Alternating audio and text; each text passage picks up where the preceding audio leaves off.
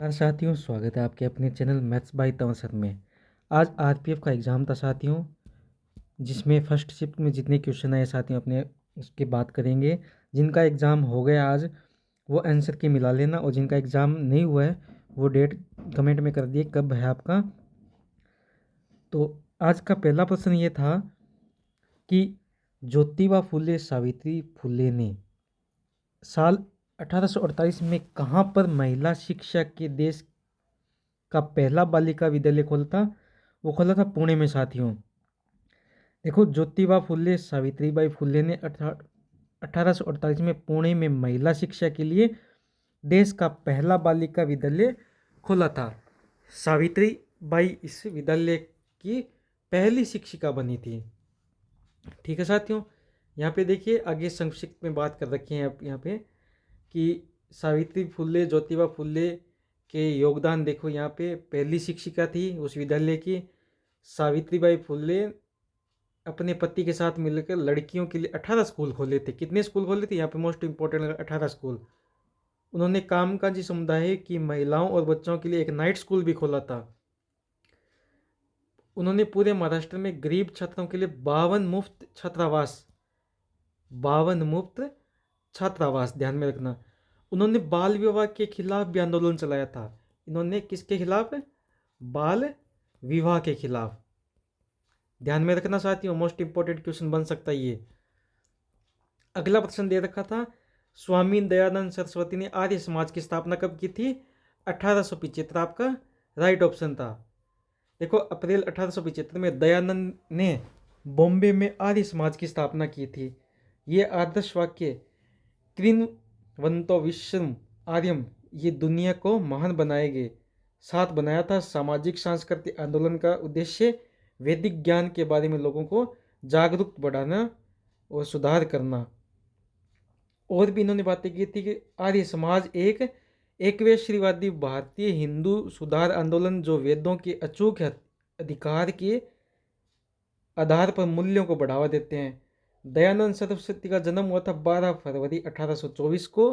वह एक भारतीय दार्शनिक, सामाजिक नेता और वैदिक धर्म के सुधार आंदोलन आर्य समाज के संस्थापक थे। 1876 में भारतीयों के लिए भारत के रूप में स्वराज का आह्वान करने वाले पहले व्यक्ति थे, जिनकी मांग के बाद लोकमान्य तिलक ने भी की थी। लोकमान्य तिलक कौन है साथियों? यहाँ पे कल भी एक क्वेश्चन आया था, वो थे बाल गंगाधर तिलक। ठीक है, लोकमान्य तिलक, बाल गंगाधर तिलक, ये प्रश्न कल पूछा गया साथियों। अगला प्रश्न देखिए कि बांगर किस प्रकार की मिट्टी है? बांगर है जलोढ़ मिट्टी। बांगर मिट्टी जलोढ़ मिट्टी का एक प्रकार है, वह पुरानी जलोढ़ मिट्टी होती है। बांगर मिट्टी रेतीली दोमट मिट्टी, ये बाढ़ से कम प्रभावित होती है। बांगर मिट्टी कम उपजाऊ होती है।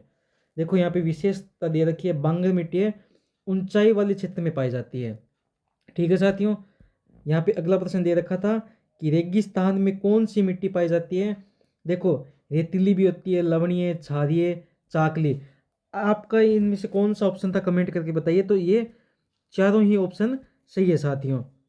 रेगिस्तान में रेतीली, लवणीय, क्षारीय, चाकली मिट्टी पाई जाती है। रेगिस्तान की मिट्टी को शुष्क मृदा और मरु मृदा भी कहा जाता है। खास ये देखिए रेगिस्तान की मिट्टी की जैविक पदार्थों की मात्रा कम होती है। इसमें फॉस्फेट की स्तर ज़्यादा होता है, नाइट्रोजन की मात्रा कम होती है, इसीलिए ये उपजाऊ भूमि नहीं होती। इसमें नमी और ह्यूमस की कमी होती है। अगला प्रश्न दे रखा था कि शुष्क भूमि और कम पानी में सबसे उपयुक्त फसल कौन सी होती है? बाजरा साथियों।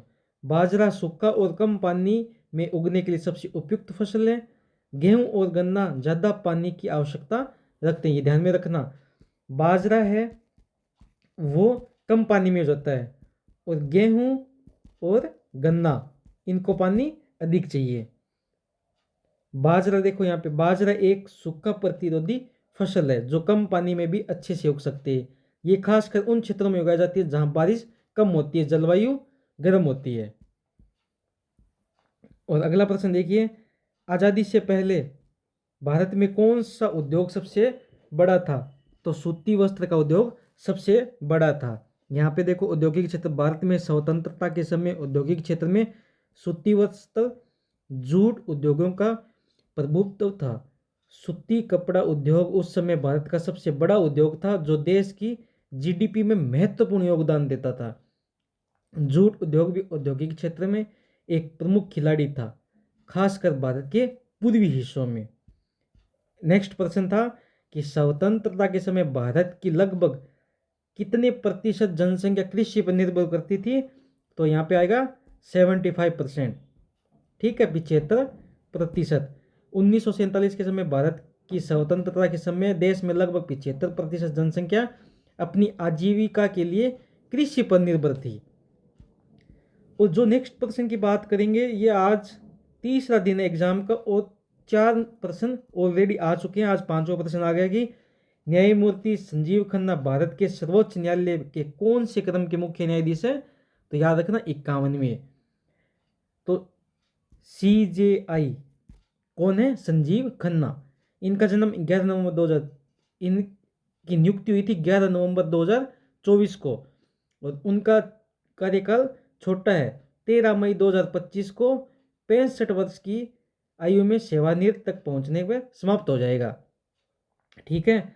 और एक प्रश्न दे रखा था कि 1857 की क्रांति के समय कौन सी पुस्तक के कौन लेखक है? तो यहाँ पे देखिए, रेबिलियन 1857 में हुई थी, इसकी लॉन्च की थी, किस लेखक कौन थे? PC Joshi. The sepoy mutiny 1857 में HP Chattopadhyay. 1857 SN Sen. History of sepoy war John Kaye. ध्यान रखना साथियों, कौन सा आपकी पुस्तक दे रखी थी? कमेंट करके बताइए कि ये पुस्तक थी, उसके लेखक ये थे। अगला प्रश्न, प्रांतीय स्वायत्त किस अधिनियम के तहत लागू हुई?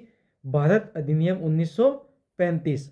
ध्यान रखना साथियों, ये था राइट ऑप्शन आपका।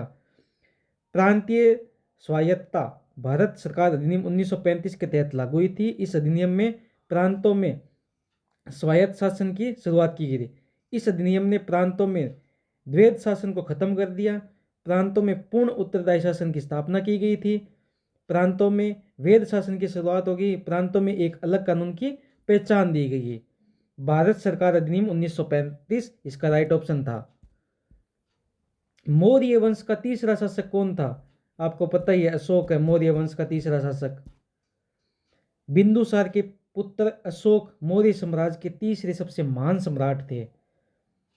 261 ईस्वी पूर्व कलिंग पर विजय प्राप्त की थी। और देख लो यहाँ पे 261 में कलिंग युद्ध जीतने के बाद इन्होंने कौन सा धर्म ग्रहण किया था? बौद्ध धर्म। ठीक है, उन्हें युद्ध में हिंसा निरर्थकता का एहसास हुआ, उन्होंने बौद्ध धर्म अपना लिया। ये 2 तारीख को पूछा गया था कि अशोक ने कलिंग युद्ध के बाद कौन सा धर्म अपनाया था? बौद्ध धर्म। 2024 के अनुसार SLR कितना है? तो आपका राइट ऑप्शन था 18%। SLR था 18। बंधन बैंक की महिलाओं के लिए एक जीवन बीमा योजना प्रदान करता है, जिसकी मृत्यु लाभ मिलता है, उनकी मृत्यु हो जाती है तो बैंक उसकी नॉमिनी को कितनी राशि का भुगतान करता है? 2 लाख। अपना राइट ऑप्शन ये था, 2 लाख तक। बंधन बैंक महिलाओं के लिए एक जीवन बीमा योजना का प्रदान करता है, जिसकी मृत्यु का लाभ मिलता है। इसकी योजना के तहत कोई महिला इस बीमा योजना में शामिल हो सकती है। ठीक है, 2 लाख तक मिलता है जो नॉमिनी होता है उसका। देखो नेक्स्ट प्रश्न क्या दे रखा था? भारतीय संविधान के अनुच्छेद 38 में क्या है? राज्य लोगों के कल्याण को बढ़ावा देने के सामाजिक व्यवस्था को सुरक्षित और संरक्षित करना। भारतीय संविधान के अनुच्छेद 38 के मुताबिक राज्य लोगों के कल्याण को बढ़ावा देने के लिए सामाजिक व्यवस्था को सुरक्षित और संरक्षित करना है। ठीक है साथियों, 38 में क्या है? राज्य लोगों को कल्याणों को बढ़ावा देने की सामाजिक व्यवस्था को सुरक्षित संरक्षित करना। 1991 की नई नीति से था। इसके तहत आर्थिक उदारीकरण और निजीकरण शुरुआत हुई थी। 1991 में नई आर्थिक नीति NEP के तहत आर्थिक उदारीकरण और निजीकरण की शुरुआत हुई थी। इस नीति के जरिए भारत ने वैश्विक अर्थव्यवस्था में अपनी भागीदारी बढ़ाई, गरीबी कम करने की कोशिश की थी। अगला प्रश्न दे रखा था, निम्न में से पुडुचेरी से संबंधित था, तो वहां था अरविंद घोष, राइट ऑप्शन अपना। उनका जन्म कलकत्ता में हुआ था। उन्होंने पुडुचेरी, जो पहले पांडिचेरी के नाम से जाना जाता था, अपनी जिंदगी में महत्वपूर्ण हिस्से का समय बिताया। पुडुचेरी में रहते उन्होंने अपने आत्मज्ञान की साधना और भारतीय दर्शन तथा योग क्षेत्र में अपनी महत्वपूर्ण खोज और शिक्षाओं का योगदान दिया था। साथियों, अगला प्रश्न, आज 4 तारीख हो गई है, ठीक है साथियों, 5 तारीख होगी, सॉरी। लगातार पंचवर्षीय योजना पे हर शिफ्ट में प्रश्न पूछा जा रहा है, हर शिफ्ट में। देखिए, भारतीय पंचवर्षीय योजना किस मॉडल पर आधारित है? पंचवर्षीय योजना सोवियत संघ पंचवर्षीय योजना पर आधारित है। प्रथम पंचवर्षीय योजना का मॉडल कौन सा था? Harold Domar model. दूसरे का महालनोबिस मॉडल। ठीक है, सोवियत संघ ने पंचवर्षीय योजना के मॉडल पर आधारित अपनी सोवियत संघ पहली पंचवर्षीय योजना जोसेफ स्टोलिन ने 1928 में लागू की थी। और यहाँ पे मुझे कमेंट करके बताइए साथियों कि अपनी प्रथम पंचवर्षीय योजना कब स्टार्ट हुई थी। हिंदुस्तान रिपब्लिकन एसोसिएशन का नाम बदलकर हिंदुस्तान सोशलिस्ट रिपब्लिकन एसोसिएशन किसने किया था? चंद्रशेखर आजाद। चंद्रशेखर आजाद ने HRA का नाम बदलकर हिंदुस्तान सोशलिस्ट रिपब्लिकन एसोसिएशन कर दिया। यहाँ पे देखिए, इसकी बातें हैं कुछ प्रमुख। HR की स्थापना 1924 में की गई थी कानपुर में। राम प्रसाद बिस्मिल, जोगेश चंद्र चटर्जी, सचिन सन्याल को संगठित करने के लिए सशस्त्र क्रांति के साथ औपनिवेशिक सरकार को उखाड़ फेंकने के नाम दिया गया। इसके साथ ही भारत में उपयुक्त संयुक्त राज्य के संघीय गणराज्य की स्थापना की गई, जिसका मूल सिद्धांत वैश्विक मताधिकार। तो इसकी स्थापना किसने की थी? किसने की थी बताइए जल्दी से कमेंट करके। मुख्यमंत्री की नियुक्ति कौन करता है? राज्यपाल। भारत के किसी राज्य की मुख्यमंत्री नियुक्ति राज्यपाल करता है। वही केंद्र शासित प्रदेश दिल्ली में मुख्यमंत्री की नियुक्ति कौन की थी? राष्ट्रपति ने। मुख्यमंत्री की नियुक्ति के बाद राज्यपाल मुख्यमंत्री की सलाह से अन्य मंत्रियों की नियुक्ति करता है। साथियों, मुझे बता सकते हो कि राज्यपाल किस अनुच्छेद के तहत मुख्यमंत्री की नियुक्ति करता है? कमेंट करके बताइए जल्दी से। अगला प्रश्न था कि 2030 में आने वाली अरुंधति राय की पहली आत्मकथा का थीम क्या है? आधिकारिक रूप से घोषित नहीं है। 2030 में आने वाली अरुंधति की राय की पहली आत्मकथा की थीम अभी तक आधिकारिक रूप से घोषित नहीं की, क्योंकि अभी तक ऐसी कोई घोषणा नहीं की गई। अगला प्रश्न साथियों अपना कि वैश्विक नवाचार सूचकांक रिपोर्ट किसके द्वारा प्रकाशित की जाती है? विश्व बौद्धिक संपदा संगठन WIPO, ये इसका फुल फॉर्म इसका है, वैश्विक बौद्धिक संपदा संगठन WIPO। ठीक है साथियों, नेक्स्ट प्रश्न था कि गांवों में अच्छी बुनियादी ढांचे का विकास करने के लिए कौन सी संगठन करती है? देखिए यहाँ पे, तो आपका जो भी ऑप्शन में था वो कमेंट करके बताइए। ये ऑप्शन पर देखो, यहाँ पे विश्वसनीय जल आपूर्ति थी, उचित स्वच्छता सुविधाएं, सुलभ सड़कें, गुणवत्ता वाले स्वास्थ्य देखभाल केंद्र, अच्छी तरह से सुसज्जित स्कूल, बिजली ग्रिड, सिंचाई प्रणाली, सामुदायिक स्वास्थ्य स्थान जैसे प्रमुख क्षेत्रों में ध्यान केंद्रित करते हैं। अब यहाँ पे अगला प्रश्न था कि नए भारत का निर्माण संविधान के किस अनुच्छेद में दिया गया है? तो वहां था अनुच्छेद 3। ठीक है साथियों, अनुच्छेद 3 के तहत नए राज्य का निर्माण कर सकते हैं। देखिए, भारत में नए राज्यों के गठन प्रावधान जुड़े संविधान 2, 3, 4 में है। ठीक है, ये अनुच्छेद 1 में है कि राज्य और संघों की नियुक्तियां। और अगला प्रश्न दे रखा था कि अरब सागर के 7 तटीय रेखा वाले राज्य कौन सा है? तो यहाँ पे होगा कर्नाटक।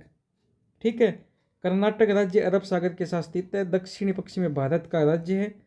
कर्नाटक के कई शहर समुद्र तट अरब सागर के किनारे बसे हैं। प्रमुख देशों के नाम जो अरब सागर के पास स्थित है, साथियों बता सकते हो क्या है? कितने देश हो सकते हैं? पहला है भारत, लिख लीजिए आप।